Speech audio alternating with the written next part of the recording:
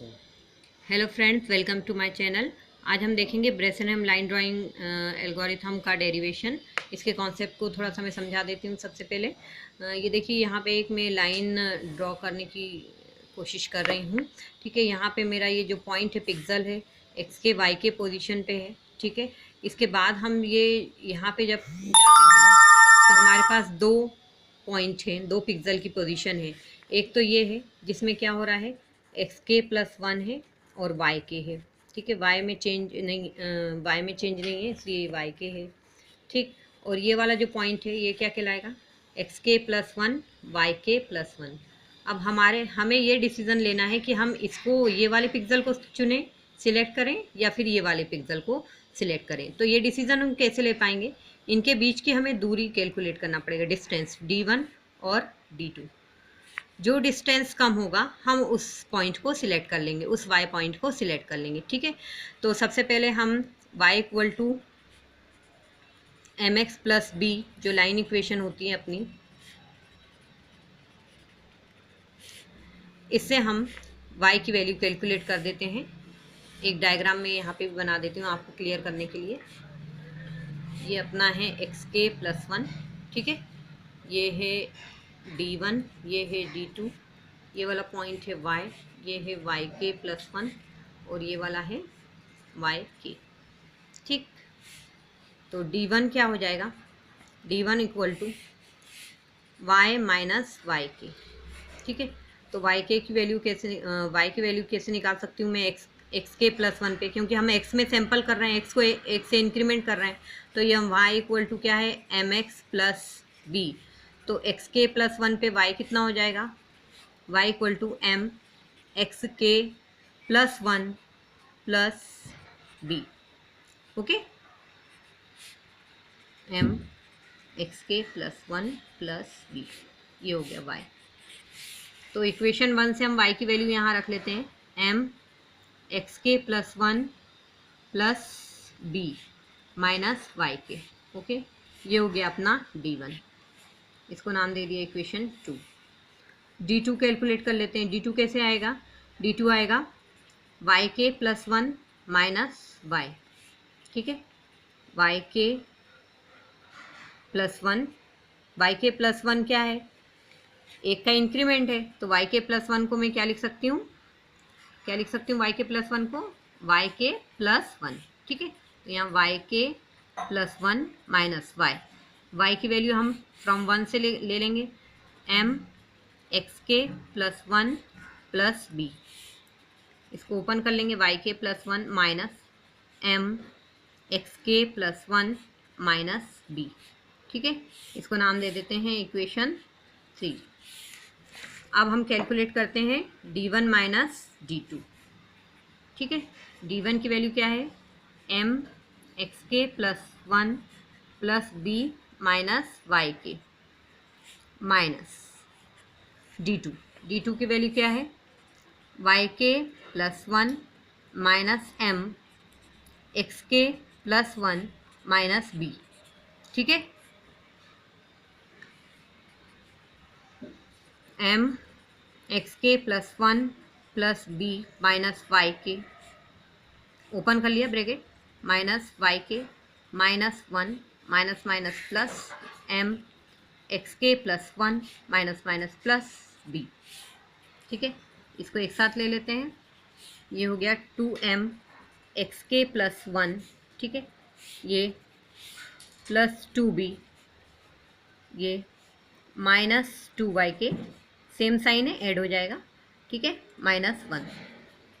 फिर से लिख लेती हूँ एक बार, टू एम एक्स के plus one minus two y के plus two b minus one. ये क्या आया, D1 माइनस D2। ठीक है, D1 माइनस D2 से ही हम डिसाइड करेंगे कि हमारा जो पॉइंट है वो y के होगा या y के प्लस वन होगा। अब यहाँ पे एक डिसीजन पैरामीटर हम DCISION डिसीजन पैरामीटर PK को डिफाइन करते हैं। PK जो होगा del x into D1 minus D2, ताकि हमारे पास इंटीजर कैलकुलेशन आ सके। PK equal to del x d one minus d two. तो पी के इक्वल टू क्या हो जाएगा, del x into d one minus d two की वैल्यू यहाँ से रख लेते हैं इक्वेशन नंबर 4 से, from equation 4 two M x के plus 1 minus 2y k plus 2b minus 1।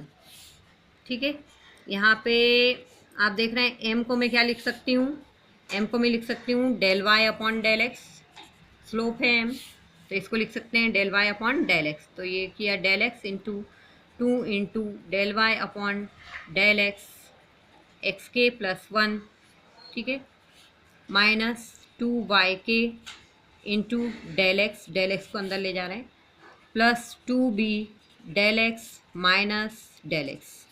ठीक है, del x cancel, 2 del y x के प्लस 1 माइनस 2y के del x plus 2b del x minus del x.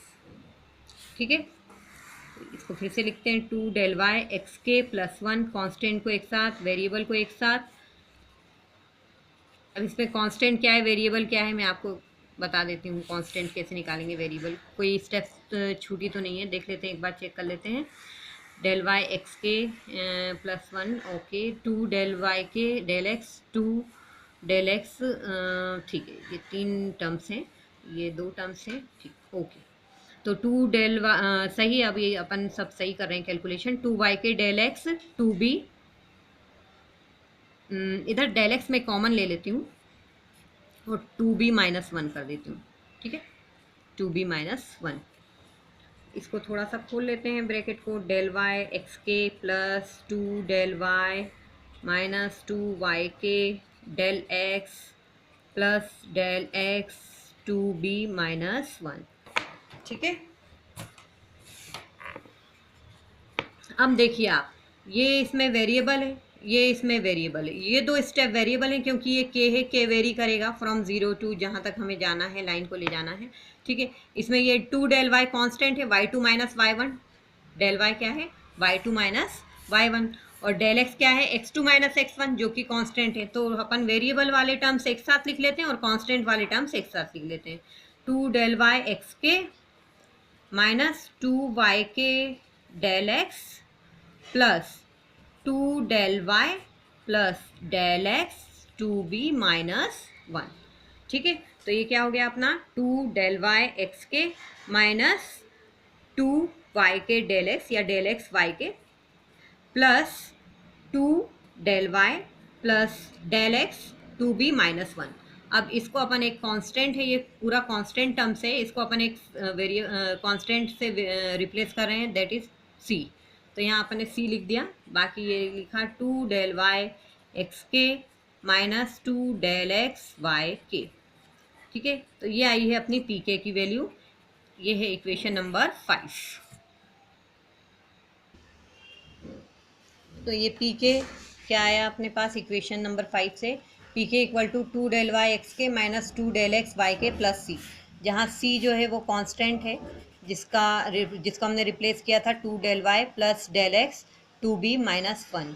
ये constant क्यों है, क्योंकि del Y जो होता है वो y2 minus y1 constant, del x जो होता है वो x2 माइनस x1 कांस्टेंट, और 2b माइनस 1 तो कांस्टेंट है। तो ये तीनों क्या हो गए, कांस्टेंट है, इसलिए अपन ने इसको c से रिप्लेस कर दिया। अब pk प्लस 1 क्या हो जाएगा, 2 डेल वाई एक्स के plus 1 minus 2 del x y के प्लस 1 प्लस सी। ठीक है, नेक्स्ट जो अपना एक्स के प्लस 1 है, यहाँ पे एक्स के प्लस 1 रख देंगे, यहाँ पे के प्लस 1, एक वाई के प्लस 1 हो जाएगा, तो पी के प्लस 1 हमको मिल जाएगा। अब हम पी के प्लस 1 माइनस पी के निकालते हैं, पी के प्लस 1 माइनस पी के निकालेंगे तो हमारे पास आएगा 2 डेल वाई एक्स के प्लस 1 माइनस एक्स के माइनस 2 डेल एक्स। थोड़ा सा इसमें मैथ्स इन्वॉल्व है, आप कर सकते हैं इसको आसानी से।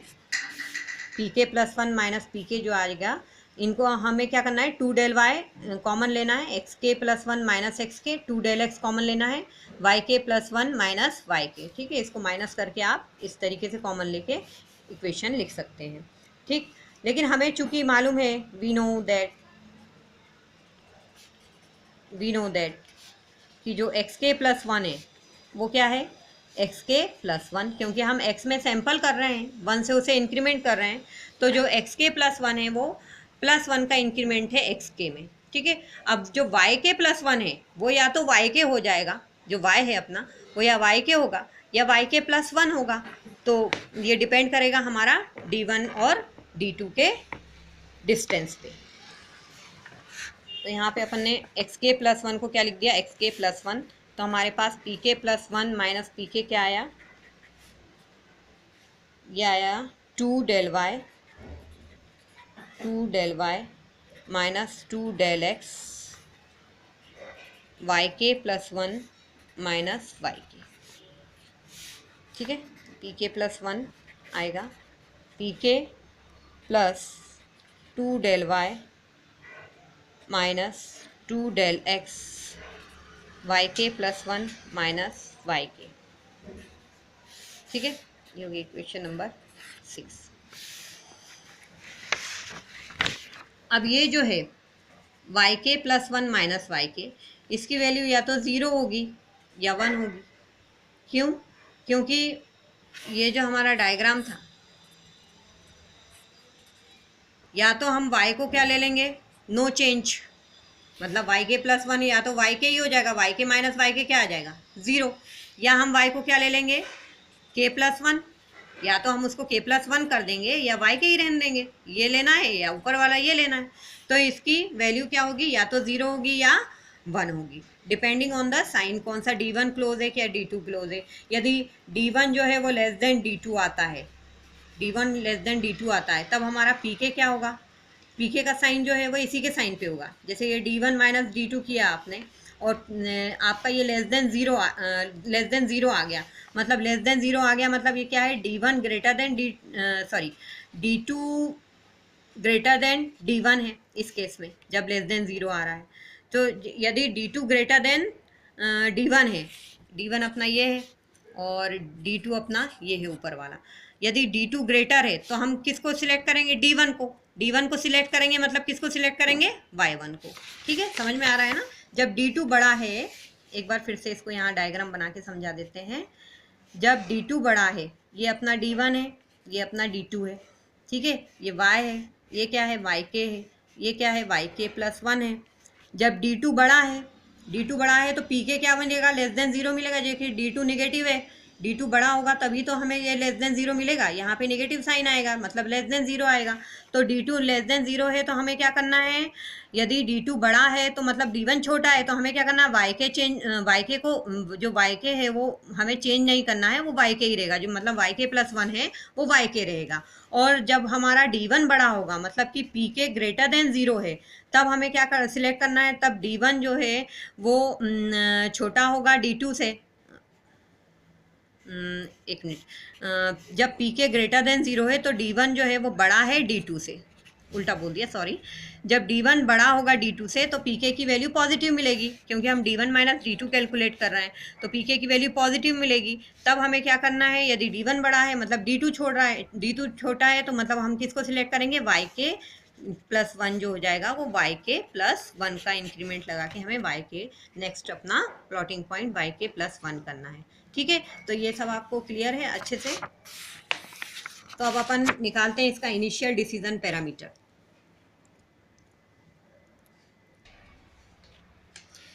अब हमें निकालना है इनिशियल डिसीजन पैरामीटर, तो हम निकालते हैं इसे इक्वेशन नंबर फ्रॉम 5 से।